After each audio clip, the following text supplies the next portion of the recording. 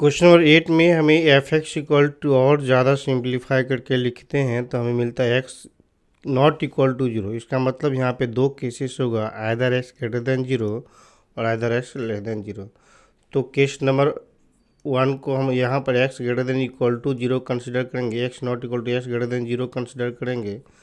तो x greater than zero लिखेंगे तो मॉडुलस ऑफ एक्स के जगह पर तो x by x equal to 1 आएगा।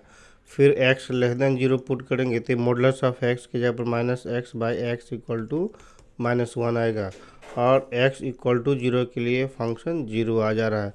तो हमें बोला जा रहा है कि find all point of discontinuity of F is defined है। तो ये डिसकंटिन्यूटी पता करना है कि तो सिर्फ हमें जीरो पे चेक करने की ज़रूरत है। तो जीरो के अलावा ये जीरो से बड़ा के लिए 1 आ रहा है तो ऑलवेज कंटिन्यूस होगा, जीरो से छोटा के लिए -1 आ रहा है तो ये ऑलवेज कंटिन्यूस होगा। इक्वल टू जीरो के लिए जीरो आ रहा है तो सिर्फ हमें जीरो पे चेक करने की ज़रूरत है कि ये कंटिन्यूस है या नहीं है।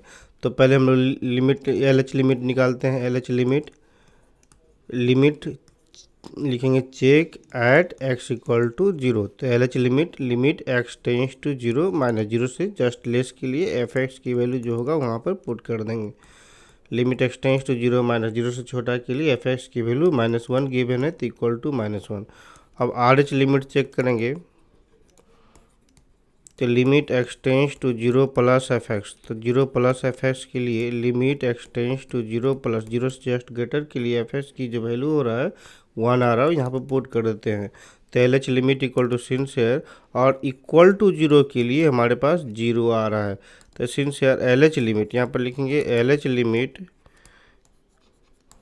Limit is not equal to R H limit and not equal to f zero. तो कोई भी इक्वल नहीं आ रहा है, यहाँ पर कोई एक भी इक्वल नहीं आता तो हम लोग बोलते हैं डिसकंटिन्यूस है। इसलिए यहाँ पर हम लोग क्या बोलेंगे, एफ एक्स इज डिसकंटिन्यूस